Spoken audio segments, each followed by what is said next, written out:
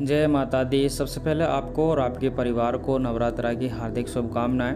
नवरात्रा व्रत का पूर्ण रूप से हमें पालन करना चाहिए। नवरात्रि व्रत में क्या खाना चाहिए, क्या नहीं खाना चाहिए, वो संपूर्ण जानकारी आपको इस वीडियो में शास्त्रों के अनुसार बताई गई है।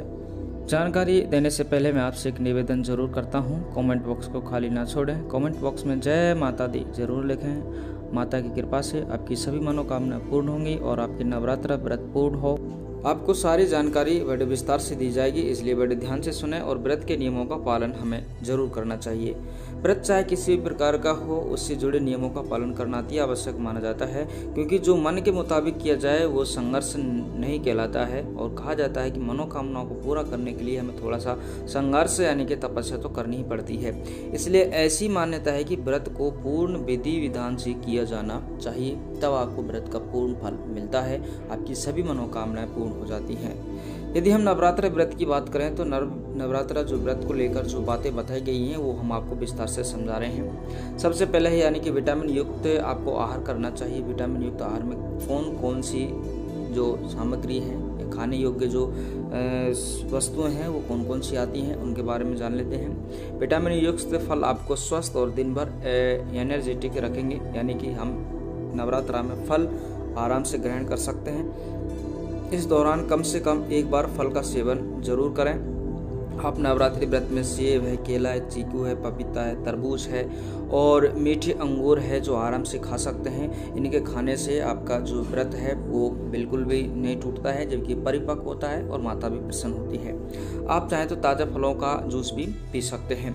यह है आपके लिए सबसे पहला पॉइंट है। तो आप लोग फलाहार लेकर भी नवरात्र व्रत कर सकते हैं।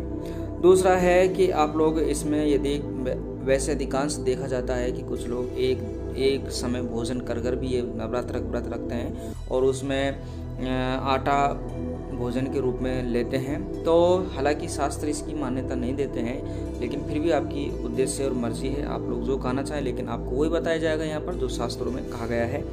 इसके अलावा आप लोग साबूदाना या सिंगाड़े की जो आटा है उससे आप लोग जो भी मनोरंजक चीज़ें बनती हैं बना सकते हैं। व्रत के दौरान जैसे चिप्स खाने के बजाय आप जैसे साबूदाना है, सिंगाड़े का आटा बनाकर भोजन करें। इससे आपको भरपूर तो प्रोटीन भी मिलेगा और पेट लंबे समय तक भरा रहेगा। आप व्रत में साबूदाना टिकिया, खीर है, पापड़ है, खिचड़ी बनाकर भी खा सकते हैं। साबूदाने का उपयोग आप इस व्रत में आराम से कर सकते हैं, कोई रोक टोक नहीं है, आपका व्रत कोई भी खंडित नहीं होगा, पूर्ण फल आपको व्रत का मिलेगा। सिंगाड़े का आटा भी आप लोग इसे ले सकते हैं।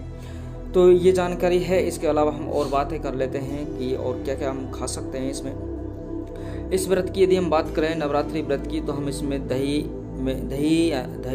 में जो प्रोटीन है होती है, कैलोरी होती है, ऊर्जा होती है, यानी कि हम दही आराम से खा सकते हैं। इसके अलावा इससे प्यास भी अधिक नहीं लगती है और आपका जो पेट भरा रहता है। वहीं यदि हम बात करें तो कार्बोहाइड्रेट और लो फैट मखाना व्रत के दौरान आपको एनर्जी से भरपूर रखने में मदद करते हैं। आप चाहें तो इसको खीर बनाकर भी खा सकते हैं, यानी कि आप लोग दही का उपयोग भी कर सकते हैं और मखाने का भी उपयोग कर सकते हैं। और आप चाहें तो दूध की जो खीर है वो भी आप लोग बनाकर खा सकते हैं। आपको नवरात्रा में इससे कोई इफेक्ट नहीं पड़ेगा, आपका जो व्रत है पूर्ण रूप से एकदम सत्य रहेगा।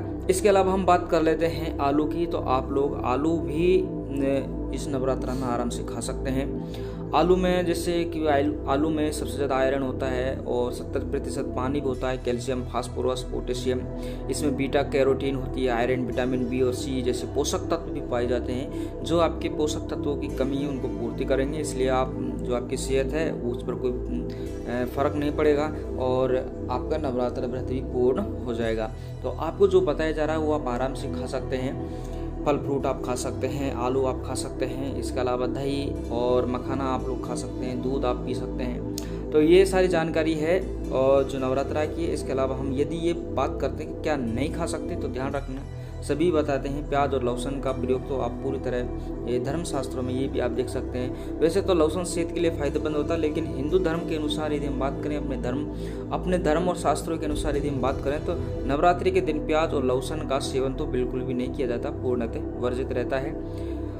और आपको एक सलाह भी दी जाती है कि मीठी चीज़ें आप लोग ज़्यादा यानी कि खाली पेट मीठी चीज़ें ज़्यादा आप यूज़ ना करें, क्योंकि यहाँ से इससे शुगर की मात्रा भी बढ़ सकती है और जो आँखों से संबंधित प्रॉब्लम भी हो सकती है। इसलिए ज़्यादा मीठी चीज़ आप लोग खाली पेट में उपयोग ना लें। इसके अलावा नवरात्रि में इसका सेवन तो व्रत करने वाला और जिस घर में व्रत किया जाता है उस घर में तो इन दोनों चीज़ों का उपयोग बिल्कुल भी नहीं करना चाहिए। इससे व्रत करने वाले पर भी इफेक्ट पड़ता है, उसको पूर्ण रूप से पुण्य नहीं मिल पाता है जो यदि अन्य घर में इस चीज़ों को कोई उपयोग लेता है। तो मांसाहारी भोजन, शराब, धूम्रपान आदि इनसे तो आपको पूरी तरह बचना चाहिए नवरात्रि में। और यदि आप इन सब नियमों का पालन करते हैं तो माता की कृपा से आपकी सब मनोकामनाएं जरूर पूर्ण होंगी।